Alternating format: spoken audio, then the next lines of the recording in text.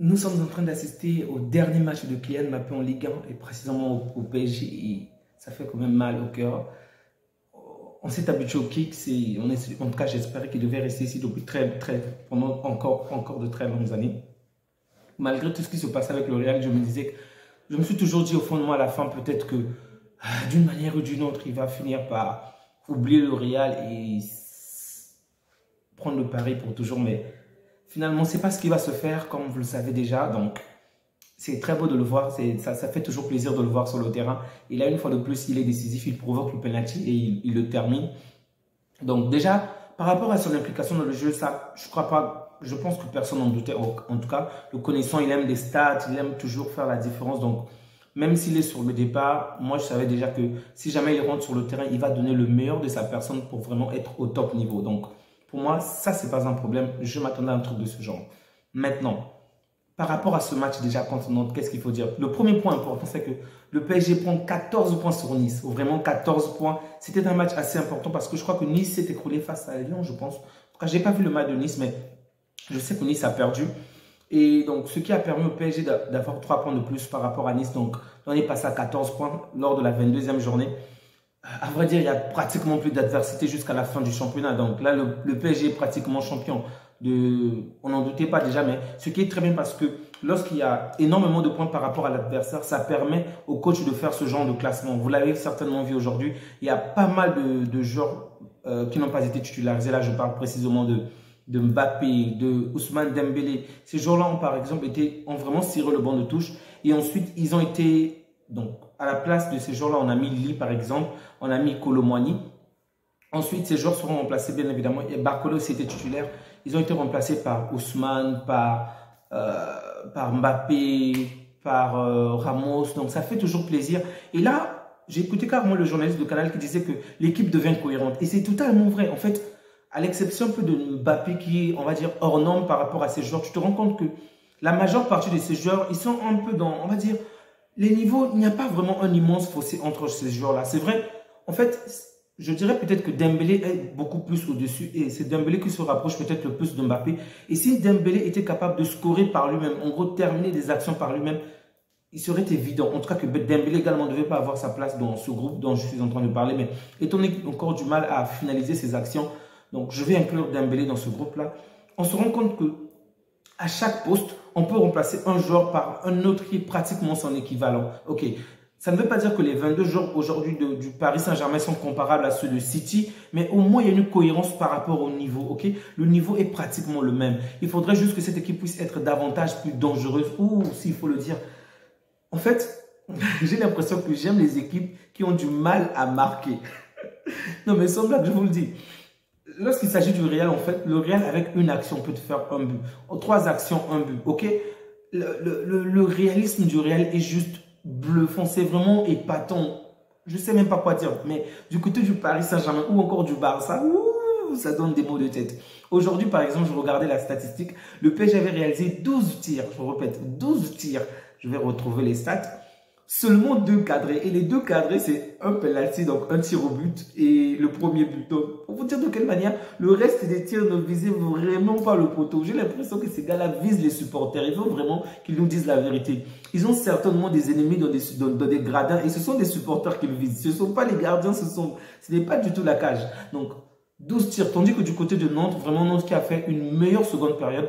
En première période, je les ai trouvés trop défensifs, ok? Ce que je comprends très bien, ok. Lorsqu'il y a un immense fossé entre toi, lorsqu'il y a un immense fossé entre ton équipe à toi et ton adversaire, c'est normal de jouer peut-être la carte de sécurité. Je peux le comprendre d'une certaine manière, mais la deuxième période m'a tellement fait plaisir parce qu'ils sont venus avec une autre vision de jeu. Et on a vu de quelle manière cette équipe s'est vraiment procuré des occasions dangereuses, vraiment de bonnes occasions. Si elle également, elle était peut-être plus... Comment on dirait, si elle avait de bons finisseurs, elle aurait pu, elle également, marquer au moins 2 buts aujourd'hui. Vraiment, j'ai vraiment trouvé cette équipe épatante. Comme toujours, Palois, c'est pas pour rien que c'est une légende de ce club-là. Palois a vraiment été très impliqué. Il a vraiment été bon offensivement, bon défensivement. Donc, excellent match de la part de Palois. Du côté du Paris Saint-Germain, il y a beaucoup à dire. Ok, Donnarumma qui nous a fait un match Gotex. Danilo également a fait un bon match. Marquinhos plutôt correct. Donc, Lucas Hernandez qui nous a marqué le premier but, qui a vraiment débloqué ce match-là. Le reste des joueurs également ont fait un match, on dirait, assez intéressant. En première période, il y avait trop, ça renvoyait trop, ok? Il y a trop de passes, trop de jeux, mais au final, qui est stérile, en fait. C'est bien d'avoir la possession, c'est bien de dominer l'adversaire, c'est bien, en fait, de mener le tempo, mais au final, si tu ne marques pas, ça ne sert pas à grand-chose, ok? Et donc, c'est seulement lorsque Hernandez a pris le taureau par les cornes en réalisant une fois encore. C'est ce que je disais avec le Barça, mais là encore.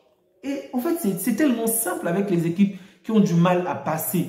Je le répétais avec le Barça, tirer, tirer, tirer. Et qu'est-ce qui s'est fait ici aussi pendant le match du Paris Saint-Germain? Eh bien, c'est un tir à distance qui a créé le but.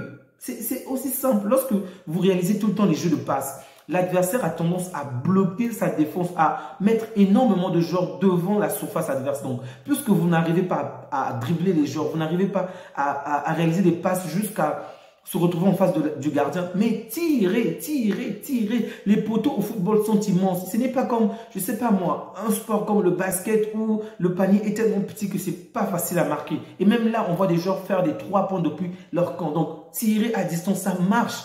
Hernandez l'a également fait ici. C'était très beau à voir. Ça a été contré, mais au final, c'est rentré.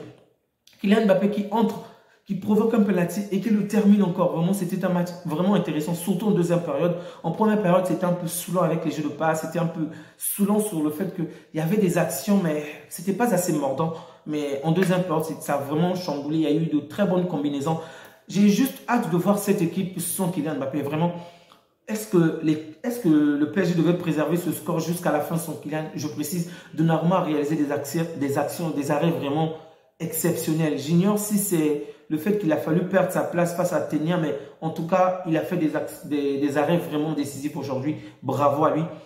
Et j'espère que le PSG va être davantage décisif sans Kylian Mbappé, parce que je me dis, d'une certaine manière, on les a économisés, ok, pour le prochain match. En toute sincérité, je pense que si le Paris Saint-Germain avait marqué 2 ou 3 buts, Kylian, Dembélé et les autres ne devaient pas entrer. Et c'est ce que moi j'attends, que Kylian soit là ou pas. C'est toujours plus intéressant de voir une équipe, en fait, se débattre par elle-même, faire tout par elle-même, en fait. Ne pas dépendre d'un joueur ou deux joueurs. Le match passé, on avait vraiment aimé lorsque le Paris s'était imposé 3 buts à 1, malgré que Kylian n'avait pas joué. Donc aujourd'hui encore, on aurait pu avoir ce genre de match-là. Ça m'a vraiment fait plaisir. Et le stade Beaujoire était vraiment rempli. C'était vraiment une atmosphère très, très intéressante. Bravo. Ça m'a juste un tout petit fait... En fait, j'ai eu un petit pincement au cœur de ne pas voir Comboiré sur ce vent de touche-là. Mais bon, c'est ça le foot.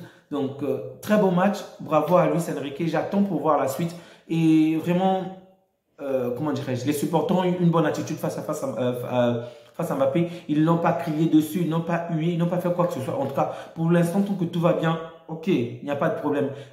Je ne sais pas que le Paris Saint-Germain puisse perdre, mais j'aimerais voir qu'est-ce qui pourrait se produire si et seulement si le Paris Saint-Germain perd le match face à son adversaire, sachant que Kylian Mbappé est sur le terrain. J'aimerais voir quelle serait l'attitude des supporters parisiens. Mais sinon, aujourd'hui, tout s'est bien fait. Vraiment bravo à toutes ces personnes-là qui ont fait le nécessaire pour que le Paris Saint-Germain puisse s'imposer face à cette équipe nantaise. Donc, merci à vous qui continuez à soutenir la chaîne par vos likes, par vos partages. Ça me fait toujours plaisir. En ce moment, c'est un peu compliqué avec les vidéos. Je l'ai remarqué que toutes les fois que je fais les vidéos en face, il y a moins de vues par rapport à lorsque je pose des images, quoi. Vous n'aimez pas ma gueule ou quoi? C'est un peu ce qui vous parle, mec. Likez, abonnez-vous, suivez quand même. Ça me fait plaisir. Et c'est grâce à votre soutien que je réalise davantage de vidéos. Donc, la semaine prochaine, on va être un peu plus chargé avec la Ligue des Champions. Donc, je compte énormément sur vous pour pouvoir exploser nos records jusque-là. Prenez bien soin de vous ainsi que des vôtres et que Dieu vous garde. Au revoir.